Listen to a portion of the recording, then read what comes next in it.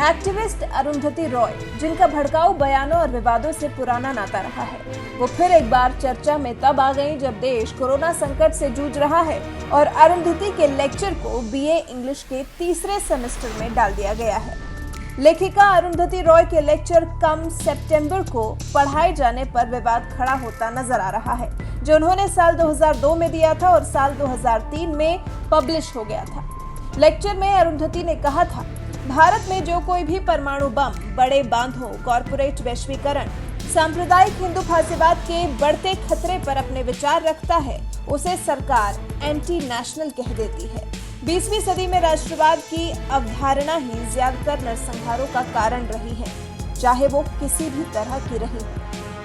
अरुंधति के इन विचारों को केरल के कोझिकोड यूनिवर्सिटी बीए इंग्लिश के तीसरे सेमेस्टर में शामिल किया गया तो बीजेपी के प्रदेश अध्यक्ष भड़क गए। प्रदेश अध्यक्ष के सुरेंद्रन ने धर्म के आधार पर भेदभाव का हवाला देते हुए इसे सिलेबस से हटाए जाने की मांग की है। आरोप लगाया है कि इस किताब में खुलेआम हिंदू फासीवाद की बात कही गई है।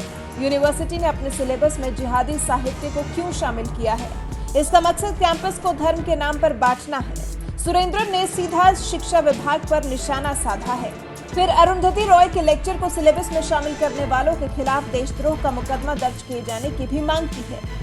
कहा है कि इसे तुरंत सिलेबस से हटा देना चाहिए। इसके साथ ही सुरेंद्रन ने कानूनी कार्रवाई और धरना प्रदर्शन करने की भी बात कही है।